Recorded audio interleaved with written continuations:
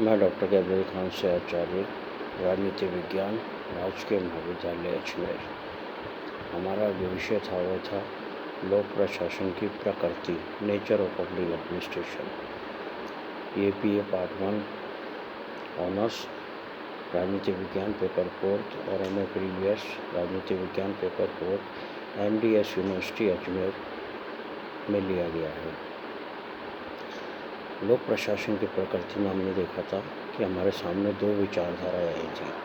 पहली विचारधारा थी प्रबंधकीय या एकीकृत विचारधारा और दूसरी थी विज्ञान या कला। क्या लोक प्रशासन प्रबंधकीय है, क्या लोक प्रशासन एकीकृत है, या क्या लोक प्रशासन विज्ञान है, या क्या लोक प्रशासन कला है। हमने देख लिया था, हमने जो कर लिया था वो था प्रबंधकीय और एकीकृत विचारधारा, प्रबंधकीय और एकीकृत विचारधारा। और दूसरी विचारधारा हम कर रहे थे क्या लोक प्रशासन विज्ञान है, लोक प्रशासन विज्ञान के रूप में, जिसमें हमने विज्ञान क्या है, विज्ञान का अर्थ, विज्ञान की परिभाषा कर ली थी। आज हमें करना है विज्ञान की विशेषताएं, परंतु मैं आपको थोड़ा संक्षेप में बता दूं। पहली विचारधारा थी प्रबंधकीय और एकीकृत। प्रबंधकीय क्या था? प्रबंधकीय विचारधारा का अर्थ था कि लोक प्रशासन केवल प्रबंध संबंधी कार्यों तक ही सीमित है। लूथर गुलिक द्वारा दिया गया पोस्ट कॉल इस दृष्टिकोण का समर्थन करता है, इस विचारधारा का समर्थन करता है, क्योंकि वो मानते थे कि लोक प्रशासन केवल प्रबंध संबंधी कार्यों को ही निष्पादित करता है। उच्च अधिकारी, जो सबसे शीर्ष अधिकारी है, उसके द्वारा नीतियों का क्रियान्वयन किया जाता है और इन नीतियों को अधीनस्थ अधिकारी लागू करते हैं। तो केवल और केवल प्रबंध के कार्यों तक ही सीमित है। दूसरा था एकीकृत दृष्टिकोण। एकीकृत दृष्टिकोण क्या कहता है? एकीकृत दृष्टिकोण कहता है कि केवल लोक प्रशासन केवल प्रबंधकीय कार्यों तक ही सीमित नहीं है। लोक प्रशासन में सभी कार्मिक मतलब ऊपर से लेकर नीचे तक, ब्रैकेट में दिया था यहाँ तक कि चपरासी भी, तो ऊपर से लेकर नीचे तक जितने भी कार्मिक हैं, सभी कार्मिक कार्यों का निष्पादन करते हैं।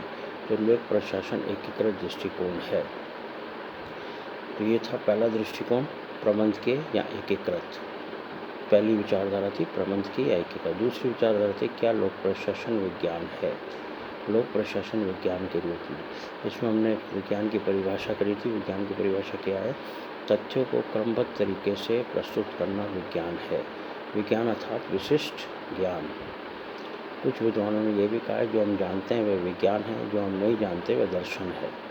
तो विज्ञान क्रमबद्ध तरीकों से तथ्यों को एकत्रित करना विज्ञान है। इसकी परिभाषा हम देख ली थी। आज हम करेंगे इसकी विशेषताएं। इसकी विशेषताएं कई प्रकार की हैं। पहली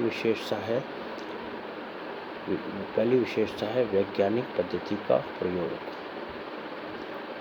क्योंकि विज्ञान है तो वैज्ञानिक पद्धति का प्रयोग होगा ही होगा। विज्ञान में वैज्ञानिक पद्धति के बिना कोई भी कार्य संपन्न नहीं किया जाता, वैज्ञानिक पद्धति का प्रयोग किया जाता है। दूसरा है अवलोकन। जितने भी तथ्य हैं, जितने भी कार्य हैं, उनका अवलोकन करके ही कार्यों को निष्पादित किया जाता है, कार्यों को संपन्न किया जाता है। तीसरा है तथ्यात्मक प्रस्तुतिकरण। बिना तथ्यों के प्रस्तुतिकरण नहीं किया जाता। विज्ञान का प्रमुख कार्य है तथ्यों के आधार पर प्रस्तुतिकरण करें। चौथा है कार्यकरण संबंधों का ज्ञान। कार्य और कारण संबंधों का ज्ञान होना चाहिए। विज्ञान का ये भी विशेषता है कि जो कार्य किए जा रहे हैं और उसके क्या कारण है, इनके संबंधों का ज्ञान अवश्य होना चाहिए। उसके बाद है सिद्धांत का निर्माण एवं परीक्षण। सिद्धांत का निर्माण किया जाता है और उसका परीक्षण किया जाता है। बिना सिद्धांतों के निर्माण के परीक्षण करना संभव नहीं है। और लास्ट है भविष्यवाणी। विज्ञान के अंदर भविष्यवाणियाँ की जा सकती हैं। वैज्ञानिक लोग भविष्यवाणियाँ करने में सक्षम होते हैं।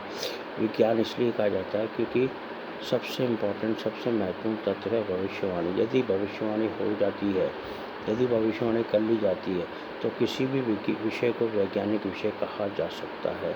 किसी भी विषय को वैज्ञानिक श्रेणी में लिया जा सकता है। क्या भविष्यवाणियाँ विज्ञान का ही भाग है? भविष्यवाणियाँ जिस विषय में भविष्यवाणी करने में सक्षम हो जाता है जो विषय, उसे वैज्ञानिक श्रेणी में ले लिया जाता है। ये थे विज्ञान की विशेषताएं। अब विज्ञान को दो भागों में विभाजित किया जाता है।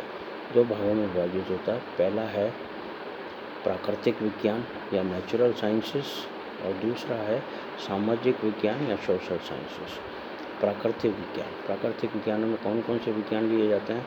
रसायन विज्ञान, जिसे केमिस्ट्री भी कहा जाता है। रसायन विज्ञान, केमिस्ट्री, वनस्पति विज्ञान, बॉटनी, खगोल विज्ञान, एस्ट्रोनॉमी और प्राणी विज्ञान, जूलॉजी।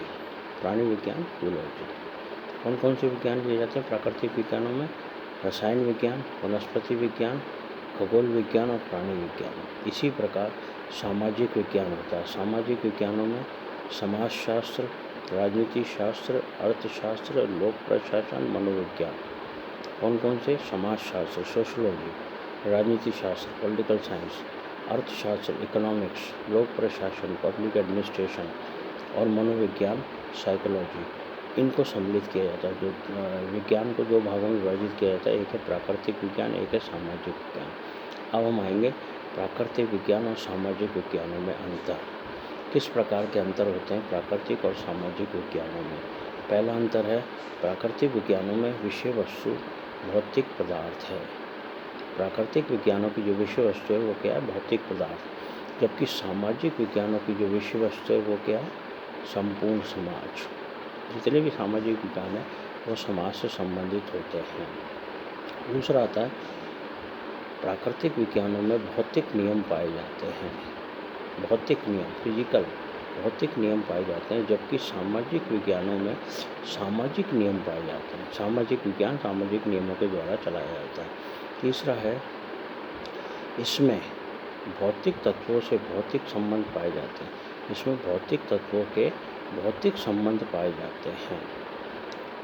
और सामाजिक विज्ञान में इसमें समाज के मनोवैज्ञानिक संबंध पाए जाते हैं। समाज के जो मनोवैज्ञानिक संबंध हैं वो सामाजिक विज्ञानों में पाए जाते हैं। फिर आता है भौतिक पदार्थ को विश्लेषण के माध्यम से अलग किया जा सकता है। भौतिक पदार्थ जो है उसको विश्लेषण के माध्यम से अलग किया जा सकता है। सामाजिक विज्ञानों में सामाजिक तत्वों या मूल्यों को सहजता से अलग नहीं किया जा सकता, क्योंकि सामाजिक विज्ञान है तो इसमें सामाजिक तत्व और मूल्य हैं, तो इनको अलग नहीं किया जा सकता है। नेक्स्ट है प्राकृतिक विज्ञानों में अधिक यथार्थवाद होता है। यथार्थवाद पे चलता है, काल्पनिक नहीं होता, यथार्थवादी होता है। जबकि सामाजिक विज्ञानों में कम यथार्थवाद होता है, यथार्थवाद कम मात्रा में होता है। नेक्स्ट है प्राकृतिक विज्ञानों के अध्ययन जो है वो पूर्णतः निष्पक्ष किए जा सकते हैं। अध्ययन को पूर्णतः निष्पक्षता से किया जा सकता है, परंतु सामाजिक विज्ञानों के अध्ययन में पक्षपात तथा व्यक्तिगत मूल्य प्रभावशाली दिखते हैं। सामाजिक विज्ञानों में क्या है? अध्ययन में क्या है? पक्षपात तथा व्यक्तिगत मूल्य का प्रभाव देखने में आता है। व्यक्तिगत मूल्य प्रभावित करते हैं। नेक्स्ट है प्राकृतिक विज्ञानों के सिद्धांत के आधार पर भविष्यवाणियाँ की जा सकती हैं। प्राकृतिक विज्ञानों में सिद्धांत के आधार पर भविष्यवाणियाँ संभव हैं, जबकि सामाजिक विज्ञानों में भविष्यवाणियाँ करना संभव नहीं है। सामाजिक विज्ञानों में भविष्यवाणियाँ नहीं की जा सकती हैं। नेक्स्ट है प्राकृतिक विज्ञानों के नियम को प्रयोगशालाओं में परीक्षण किया जा सकता है। जितने भी नियम हैं प्राकृतिक विज्ञानों के, उन्हें प्रयोगशालाओं में परीक्षण किया जा सकता है, उन्हें प्रयोगशालाओं में परखा जा सकता है, उन्हें प्रयोगशालाओं में जांचा जा सकता है। परंतु सामाजिक विज्ञानों के लिए ना तो सुव्यवस्थित प्रयोगशाला है, ना उपकरण है और ना ही परीक्षण कार्य किया जा सकता है। ना तो प्रयोगशाला है, ना उपकरण है और ना ही इन्हें परखा जा सकता है। इसलिए प्राकृतिक विज्ञानों में प्रयोगशालाएं हैं और सामाजिक विज्ञानों में प्रयोगशालाओं का अभाव है। और लास्ट है प्राकृतिक विज्ञानों के नियम एवं सिद्धांत स्थिर होते हैं। प्राकृतिक विज्ञानों के जितने भी नियम एवं सिद्धांत हैं वो स्थिर होते हैं, जबकि सामाजिक विज्ञानों के सिद्धांत एवं नियम अस्थिर होते हैं। अस्थिर मतलब वो स्थिर नहीं हो सकते, उन्हें स्थिर नहीं किया जा सकता, क्योंकि मूल्य और व्यक्तिगत मूल्य उन पे प्रभाव डालते हैं। व्यक्तिगत मूल्यों का प्रभाव रहता है, इसलिए स्थिर नहीं हो सकते।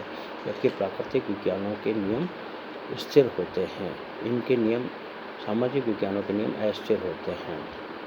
अब विषय आता है, क्या लोक प्रशासन एक विज्ञान है? Whether public administration is a science. क्या लोक प्रशासन एक विज्ञान है? ये हम कल देखेंगे।